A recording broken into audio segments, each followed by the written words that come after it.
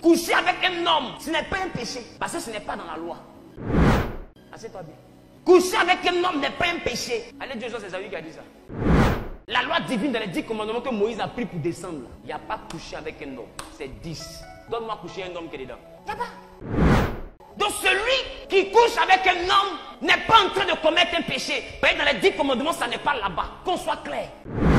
C'est pourquoi l'homme quittera son père et sa mère et s'attachera à sa femme.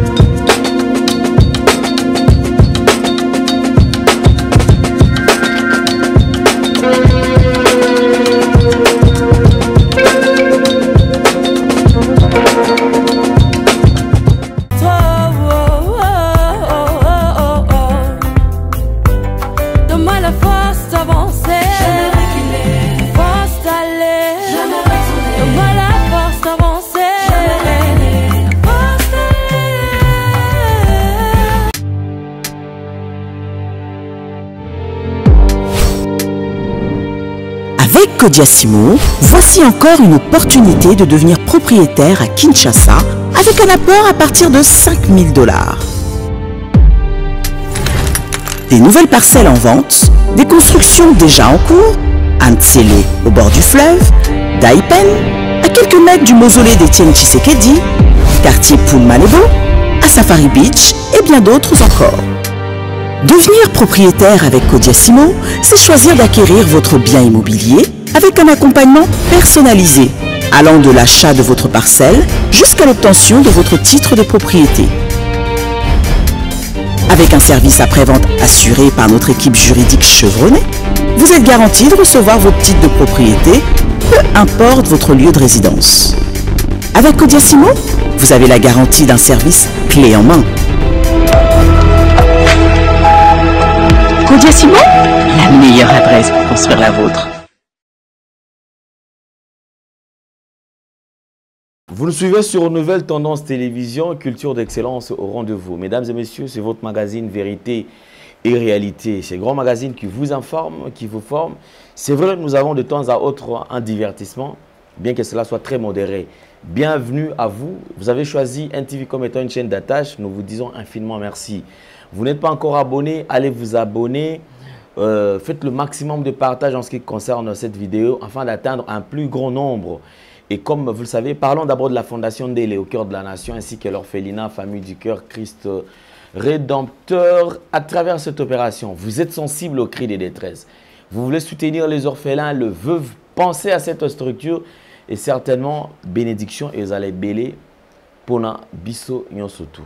Ici, nous sommes en train de faire appel déjà à toutes ces personnes de bonne volonté parce qu'ici, nous allons commencer avec les travaux par rapport à notre orphelinat. Nous allons déjà changer d'adresse parce que la maison où nous étions a été vendue. Alors, on n'a que 1 mois pour nous apprêter, pour libérer cette maison-là parce que orphelinat ezali pour na biso nyonsotu to sungabana oyo olingo participer na 1 franc, olingo participer na 2 francs, olingo participer na quelque chose. Nzambe akozanga te kopambola yo. Merci beaucoup. Na bandeko bozale belé pour réagir. Suivons. Tango nyonso molinganga nazalaki komona baninganga na baboti na bango nanga ba parents bazate vinanga pasi. Est-ce que kokufela baboti ezali sumu? Kozanga baboti est-ce que ezali sumu? Voilà. Nous avons un message. L'orphelinat Christ Rédempteur. Et on a posé les sungé na bino. Tala musala munene zo sala pona bana. Tala musala munene sala pona bana oyo. Mokile tiki e boaki. Mais nzamba termine nzelo orphelinat oyo pona ko encadrer bana oyo. Yaya li sungi na yo to na ngoposa. 1 euro noto anango posa pour na mwana moko tango mwana moko allié nzambe ya bitike o ya permettre ete na nzela no mwana alia akobosa na ote. Voilà message ya l'orphelinat Christ rédempteur toi na besoin de sungi na bino ba numéro za na se kota contact na biso assistance na yo et aux ali sungi pour na bana que le Dieu des orphelins a bénir diama mtu nyoso ja ta likanisa ko sala quelque chose peut sali yango zamba pambola bino. De retour sur ce plateau, nous allons parler de ces deux grands événements. Le 26 mai au Zénith de Paris avec Pasteur Michael Ambaï et le 27 juillet au stade de Martyr. Des grands événements, je pense que nous serons tous au rendez-vous. On sera là déjà pour la Zénith, pour Zulabino Baimage, pour l'Axabino Baimage, il y a Zénith de Paris, comment ça va se passer. Et aux ala Ndengenini, et aux ala Ndengenini, je dis bien tous à la Ebele parce que jour là, to Kumsanzambe, to Tombolae. Et on va reconnaître effectivement si nous respirons, si nous vivons, c'est parce que Dieu est vivant et parce qu'il a choisi. Suivons.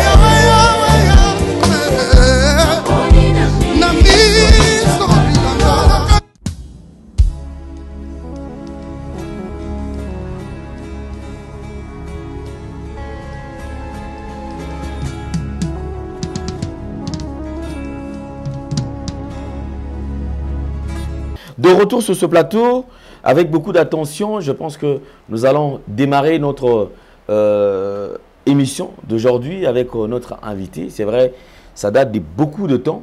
Tout le monde en a laissé sauter. Nous avons repris avec les activités, nous avons repris avec le boulot.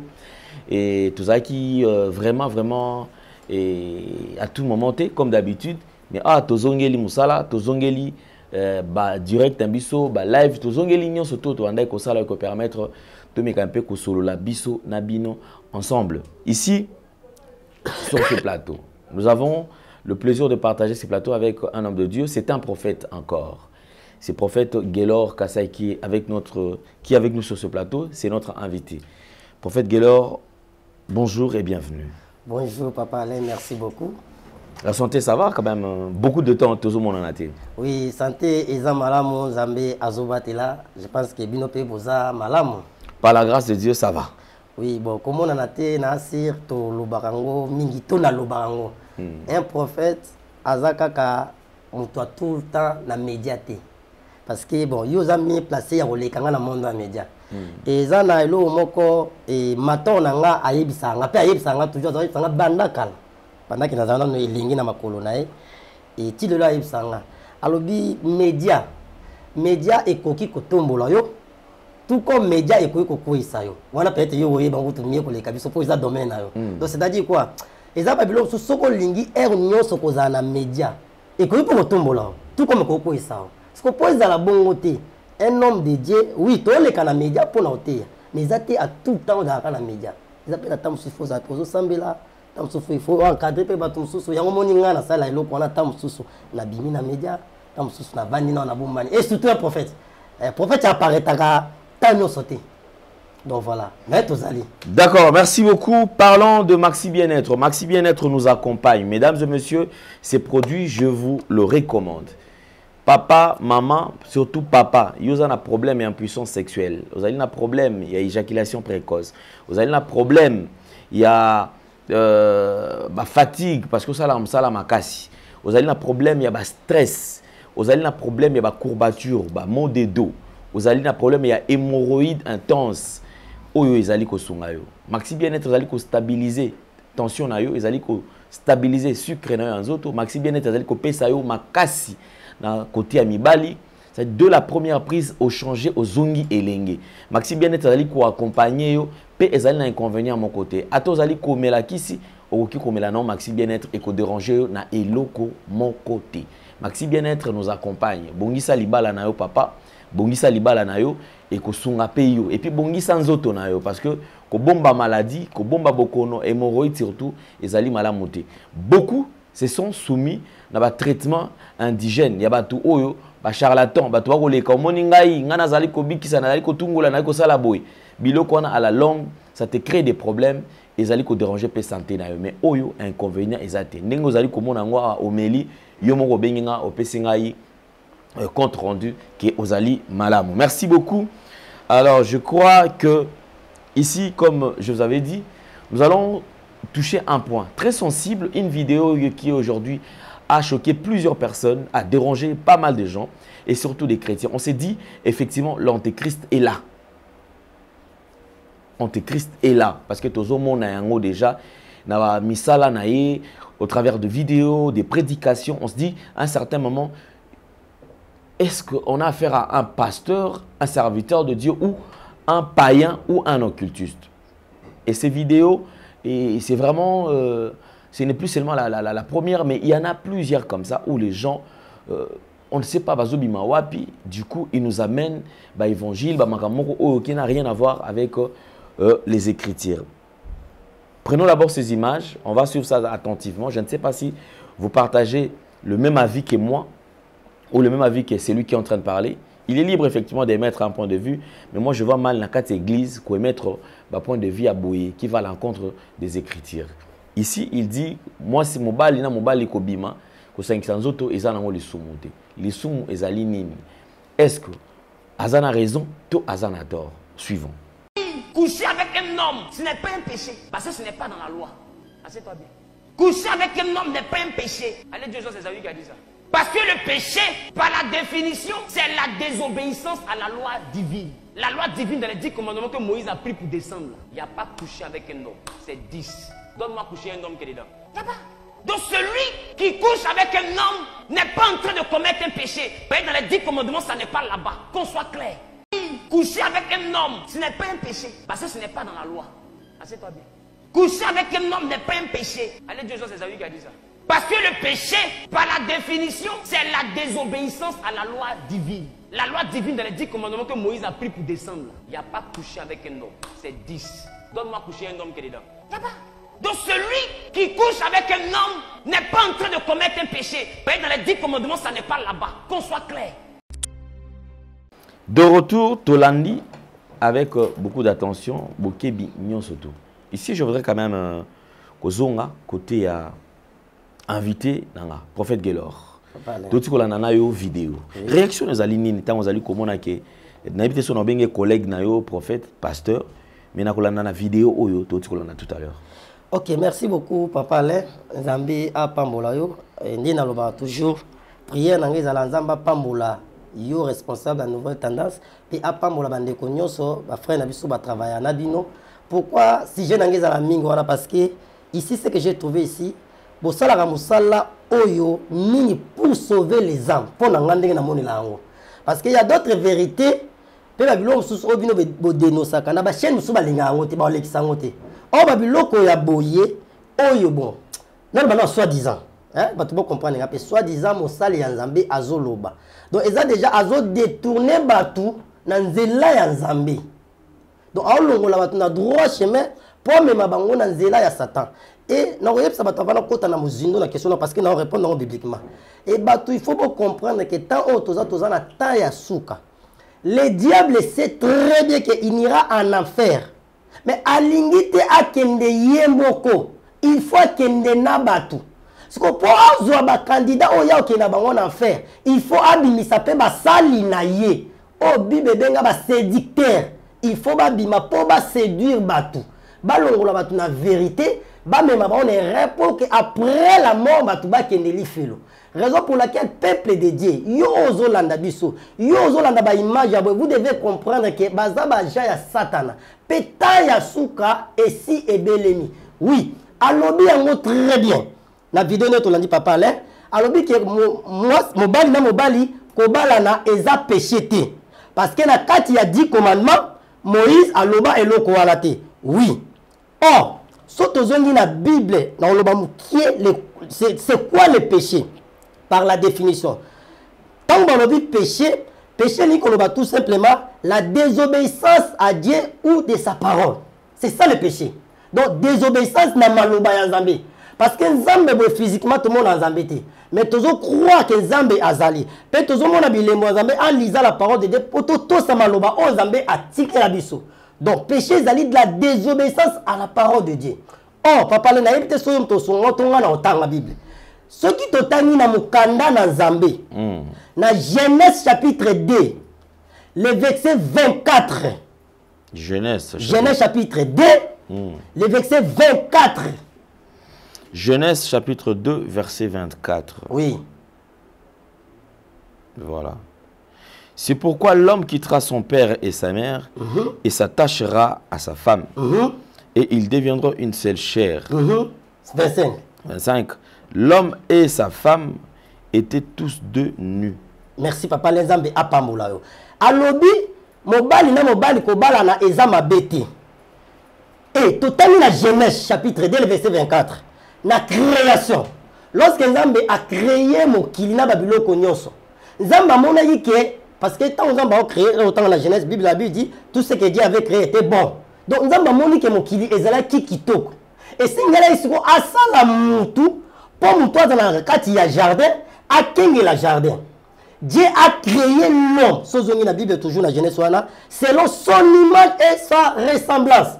Parce que mutu mobali aza image ya Nzambe. Donc aza elilingi ya Nzambe. Lorsque Nzambe asali mutu oh, lorsque asala ki ba nyama na jardin pe ndeke bilo nyonso asala ki ngo mibale donc moi si na mobali donc oh pigeon moi si na mobali lion moi si na mobali donc ba espèce nyonso asala ki ngo moi si na mobali mais elle a commis na mutu asali mutu ye moko Nzambe a trouvé que mutu azala ki isolé et senga ki asali la aide na ye aye ko sala moi si à commandement.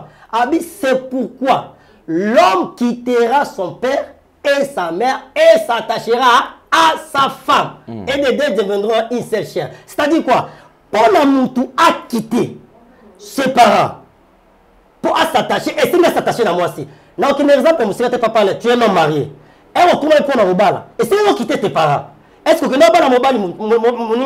Non. Au salut, on le Bible le baki. C'est-à-dire, mobile, il faut s'attacher na moi-ci. Si comme il y a lobby que mobile na mobile babalana. Après ça vexé parce que nous sommes totalement dans la Bible. Après ça biso vexé biblique au Bible lobby qui est mobile na mobile il faut pas ça nini babalana. Donc c'est-à-dire ceux qui mobile na mobile babalana. C'est-à-dire il faut que l'homme quittera ses parents et il s'attachera avec son homme. C'est ça non? C'est non, pour mon donc c'est-à-dire, l'homme quittera son père et sa mère et s'attachera à sa femme. Donc l'homme quittera son père et sa mère et s'attachera avec un autre homme. Donc pour lui, les péchés, ils ont désobéissance, mais dans le sens, ils ont désobéissance, mais du côté où nous soit à respecter les 10 commandements. On a les somme. Donc ceux qui ont parce qu'ils ont commandé. Il y a papa question les péchés c'est la désobéissance de la parole de Dieu. Ceux qui ont lobby qui a 10 commandements exactés. Mais Amazon n'a rien à 10 commandements. Mais parmi la jeunesse, place Makambaliba les bandits. Parce que le premier homme c'est Adam. Zamba sali mwasi na mobali. Abi mobali fa bala na mwasi. Mwasi bala na mobali. Na mobali. Siko yo lobi ke mobali ba bala. Donc à d'autres temps mwasi ba bala. Donc c'est-à-dire au télémeni maloba Nzambe c'est le péché. Ceux qui a yé to la deuxième position, alobi na 10 commandements, il y a Moïse exacté. Avant la paix c'est sous na expliquer en haut. Tant la vision dans Jean chapitre 10 le verset 8. Jean. Oui. OK. Jean chapitre 10. Le verset 8. Verset 8.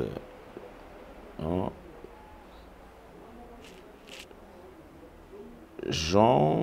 Chapitre 10, le verset 8. Chapitre 10, verset 8. Oui.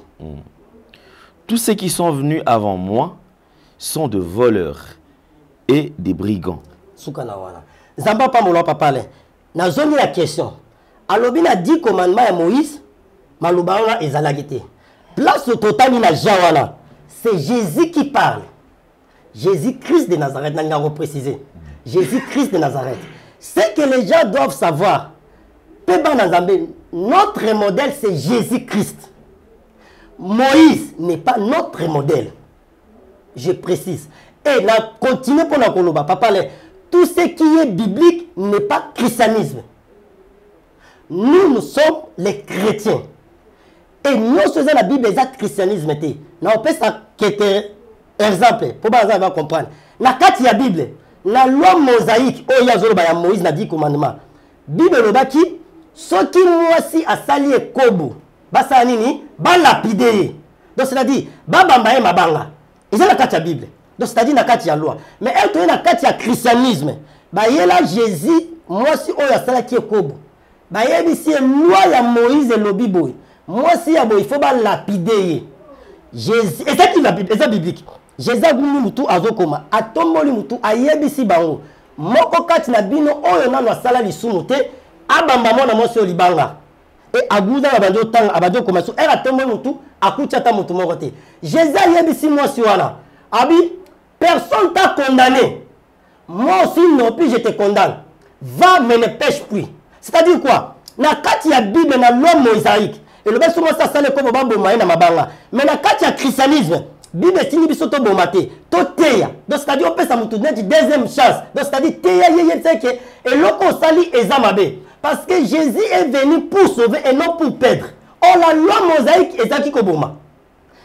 Tozo biso na loi mosaïque wana. Bible lo bayi kunani œil pour œil, dent pour dent. C'est-à-dire quoi? Ce qui muta sali mabe donc c'est là mabe. To yena kati ya christianisme. La carte du christianisme, ils vont permettre biso te tozongi sana mabe na mabe. Jésus lobby ceux qui mutabe tu mata na litama ya gauche, pesa épée à droite. Donc c'est-à-dire quoi? Mutu soit sali mabe, zongi saka ma epa nzambe bon, nzambe kaka limbi sango. C'est ça le christianisme. Donc on y a lobby la carte il y a 10 commandements, on n'a pas besoin d'abord de ça. Et makambo belé et salama na 10 commandements, et zalaka mingi pona bana Israël aussi. Par rapport il y a marche na bango ndenge babimaki na Égypte po bakende na Kana na désert de Nzambe azali kopesa Moïse ba 10 commandements po batambola selon ba commandement wana parce que babimaki na kati Égypte bazaki na kati ya ba ignorance et c'est ngati batia ordre mo ezana tshendo za chaîne là donc c'est-à-dire oyebisa me bato bandeko na biso ba travailler moni awa samedi to sala boy lundi to sala boy dimanche to sala raté mutamta ki l'église oh ki l'église ta sani avant na ezana 10 commandements Nzambe apesa ka Moïse pour la marche ya bana Israël. Et na kati ya 10 commandements neto lobi ke nyonso eza na kati ya Bible eza christianisme te. Aloba na bato te ke na kati ya 10 commandements ya Moïse makambo wana eza te non. Makambo nyonso tosala na christianisme. Eza na kati ya 10 commandements te. Jésus lobi ni abi ba o nyonso ba ya vanga. Bazaki ba briga ba voler. Donc c'est-à-dire quand Jésus parlait, il parlait même na ba Moïse nyonso. Donc pour dire quoi? Donc c'est-à-dire biso to djembe na makamba ba Moïse te. Notre modèle c'est Jésus-Christ. Et ta toute la vie à Jésus.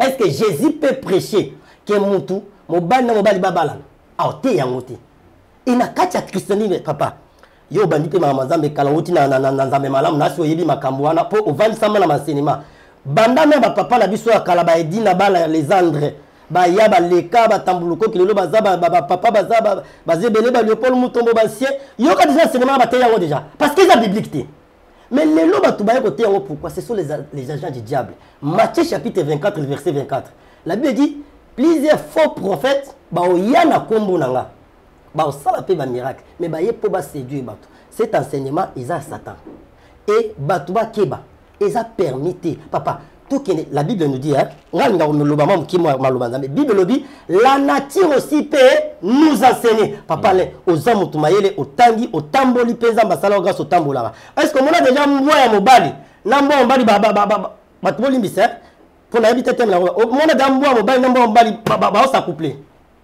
non on a monté n'est-ce pas ou on a ba nyama kutu za mayele te nyama a fonctionner en étincelle nyama kutu za mayele oya tibomoto te a osala ngote soki même na bandeke pigeon kutu ya mobali soki même mwasi na kufi ndeto yoka kama bitu na nyama te azo mwasi musute pour na bateka même pigeon kutu ateza instinct des ali kosala mais je pense humanisme et table je ne sais pas même la classe batangisa yango c'est-à-dire que corps positif et négatif est saturé oui mais au ezo qui est dans sens moko il se repoussaka ils allaient tu courant pour ça la défaut dans naître na phase couple pour ça là-bas ben couple il faut zanine moi si na mobile so comme que moi si ba ben couple mobile na mobile ba ben couple et comme abomination ya ngomoni lelo même na kati bango e baba sala nzambe soit disant o ba ko ba homosexuel bango yo non ce qu'on vit que bango moko ba pratiquer yango moi na monde Satan papa là moi suis un prophète Satan zandeni le diable a quoi copier ça yo gloire tout le bande ba ton mokili après ce gloire après ce succès après ce mambo ndongo zoluka mais diable appelle ça que loko pambate akoluka asala et a imposé yo eloko moko oyo koloba ngo monde entier bato ba ba spirituel pe bato maile ba comprendre que muntu oyo azala ngamba Satan mwana tibilo baboy donc c'est à dire ye moko azomona déjà que azala kati ya pratique wana asala kayango et diable siko ya imposer le moment siko gloire wana pesi yo si c'est la personne il faut le makambo publiquement yango moni abimisi yango c'est-à-dire les abominations mobile nombel babala na ndenge ni souvent so ba c'est babota ni popo mobile babota na mwasi il faut bosanga na mwasi na mobali ndebo osala babota bon c'est que so mobile nombali baboti parce que première bénédiction ya mariage lorsque Nzambe a célébré mariage à Dana et voilà a esi bango vie multipliez-vous associez-vous et dominez donc c'est-à-dire il faut tous se multiplier bana bazali pamboli ko te pa Nzambe est-ce que mobile nombali bakobota te moi c'est normal moi c'est bakobota et le commun na banyama bakosala ngote mais na muntu osala ngondene ce sont les agents du diable et ça strictement interdit ngana yeb sa bana Nzambe les mal c'est quoi parce que les autres ont vraiment na ba bon chrétien. Pourquoi et le boye ngaso na zaki na église wana monika rabani mate ya wana pa na telemi na kangi bibe na bimi na otika la oya sur place wana te na comprendre ba moki a Nzamba zate mais vu que les autres wana ba chrétien moko ba sentimentaliste ba benga qui fanatique qui continue même na carte d'église papa pasteur na biso dadi ata lobi mabe bazaka wana deuxièmement l'ignorance a bien dit mon peuple périt parce qu'il manque la connaissance ba Nzambe bokeba. D'accord, merci beaucoup. Alors aussi, je voudrais quand même, on va revivre cette vidéo et à la fin, je voudrais au solana bandeko balandi yango conseil ni no kikope sa bango batu balandi yango to landa. Coucher avec un homme, ce n'est pas un péché parce que ce n'est pas dans la loi. Assieds-toi bien. Coucher avec un homme n'est pas un péché. Allez, Dieu c'est Esaü qui a dit ça. Parce que le péché, par la définition, c'est la désobéissance à la loi divine. La loi divine dans les 10 commandements que Moïse a pris pour descendre, il n'y a pas couché avec un homme. C'est 10. Donne-moi coucher un homme qui est dedans. Il n'y a pas. Donc celui qui couche avec un homme n'est pas en train de commettre un péché. Dans les 10 commandements, ça n'est pas là-bas. Qu'on soit clair. Ok, merci beaucoup, papa. L'un peuple de Nzambe à Pambolabino. Et conseil to elo konako koloba na bana na Nzambe na batunyo so bazolanda biso par rapport au Tochi Kolanda, ma vidéo pe au Tolobi, n'allez pas partager moi mon sur la promesse de Dieu. bien aimé dans le Seigneur, c'est la promesse de Dieu. Pourquoi? Parce que lorsque tu as un enseignement, lorsque tu as un signe, et tu déjà que mon anamutu aza déjà nanzela, qui est Jésus-Christ de Nazareth, notre époux.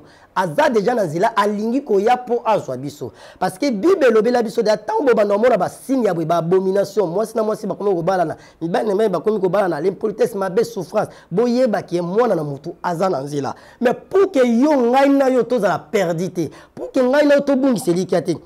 Et là, il faut sur la promesse de Dieu. On a la promesse au Zambé à Pesayo. Il faut aussi ma promesse dans Zambé. Nous sommes dans le livre de Josué chapitre 1, le verset 5. Josué chapitre 1, le verset 5. Écoutez ce que la Bible dit. Nul ne tiendra devant toi tant que tu vivras. Je serai avec toi comme j'étais avec Moïse. Je ne t'abandonnerai point et je ne te laisserai point. Parole du Seigneur. La promesse de Dieu. Bien-aimé dans le Seigneur. Awazamba zoyebisa Josué. Alobi, nul ne tiendra devant toi tant que tu vivras. Donc, et l'autre mon côté, et côté les makaliboso na yo, tangu nyonso kozala kanabo moy. Aucun enseignement, il y a Satana, et koki konongola yo na zela ya Nzambe mo na Nzambe, tant que ozana bomoy. Parce que la promesse de Dieu est sur toi. Parce que oyo Bible le bino osala yango yo ko sala. Oyo mutu ayeli yo enseignement moko eza oya maloba na Nzambe. Okoki kolanda yango te, il faut tikala na promesse na Nzambe. Moi na Nzambe as chrétien akenda kana mupepe nyonso te. Na enseignement nyonso te mutu ote na média nde aza un envoyé de Dieu. Simba promesse na Nzambe. Bible dit nul ne tiendra devant toi. Bien mais c'est-à-dire quoi? Na katia nul ne tiendra devant toi tant que tu vivras. Même si tu es malade, simba promesse na Nzambe. Lobake maladie oyo ekobomangate parce que la promesse de Dieu dans le livre de Josué chapitre 5 et lobela là nul ne tiendra devant moi tant que je vivrai. C'est-à-dire, toi, maladie, je t'ordonne de quitter mon corps. Bien aimé dans le Seigneur. Le kola nzambe azasima ya malobanaye pe akokisa yango. La faiblesse de Dieu, c'est sa parole. Dieu est derrière sa parole. Lorsque yo okoki exécuter malobana par rapport à promesse ya nzambe, au monde maladie wana ekotika yo. Na mina yebisande komo ko zolanda biso. Peut-être komi kolemba. On dit que na sambela mingi.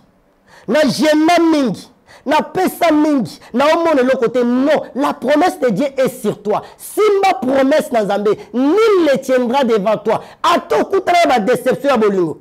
Mibali ba yaka, ba kendaka, ba tika ka ba sungulaka. Oya ye wana, simba siko maloba na Nzambe. Loba cette fois-ci, oya ye, nul ne tiendra devant moi. C'est-à-dire déception.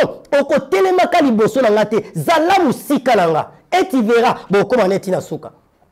Ce qui peut azate, ça la suko promesse wana na maloba na Nzambe. Loba cette fois-ci, nul ne tiendra devant moi. C'est-à-dire, célibat. Au côté le makali bosso na ngate. Parce que la katia jardin de Nzambe tolobaki. Lorsque Nzamba keli mokili, asali moi si na mobali, abi l'homme quittera son père et s'attacher à sa femme. C'est-à-dire, moi si fa zana mobali, mobala zana na moi si. C'est-à-dire quoi? Aussi une promesse na Nzambe, obi célibat. Déception, béché kolela, na yebisio au côté le manavi na ngate tikanga. Si tu n'es pas capable toi-même de prier, de déclarer, appelle-nous bien-aimé dans le Seigneur, on va prier pour toi. Et le Dieu de la Bible, c'est lui qui ne ment jamais. Oza sima malobanae akoko kisayango. Bien mais oza chômeur malobana Nzambe lobini, nul ne tiendra devant toi tant que tu vivras. Et ça promesse. Et ça la partie est bénie. Donc c'est-à-dire même na musala. So côté ici ba dossier, il faut ba joyeux. Pourquoi ba joyeux ba construire ba joyeux? Non, parce que on yeba ki na que promesse Nzambe ezapa na yo. Lorsque Nzambe pesa ki Josué promesse wana, bota la vie à Josué. Josué a tikala ko échouer te na marche na ye. Pourquoi? Parce que promesse ya Nzambe landa ki. Na nina yebisa mutu moko zolandanga. Pe na nina déclarer le kola nganga Nzambe étant que prophète que promesse oyo ya Josué chapitre 1er le verset 5 et bandako lata nzoto na yo na tous les domaines ya vie na yo au nom puissant de Jésus-Christ de Nazareth, au nom puissant de Jésus-Christ de Nazareth. Si tu étais malade, baminda na babi que yo bikate à cause de cette parole, nul ne tiendra devant toi tant que tu vivras. Je déclare que cette maladie est tikayo au nom de Jésus-Christ de Nazareth. Je déclare, si tu es célibataire, la Bible dit ceci. Oh, nul ne tiendra devant toi tant que tu vivras. C'est-à-dire, aux moi si tu as mobile, aux a besoin au bal. Nous avons déclaré que puissance à célibat, puissance il y a des chèques, il y a des déceptions. Maintenant même, pendant que yo landanga, etika yo au nom de Jésus-Christ de Nazareth, au ko échouer li sous-souté, mi bali ba ko boya yo li sous-souté, basi ba ko décevoir yo te, au ko sous ba déception te, à cause de la promesse, il y a nul ne tiendra devant toi tant que tu vivras. Ozala kati ya bafer ezo tambola te nazo déclaré à fonction ya maloba na Nzambe nul ne tiendra devant toi tant que tu vivras ke bafer na yo ebanda ko tambola na kombo na Yesu Christ.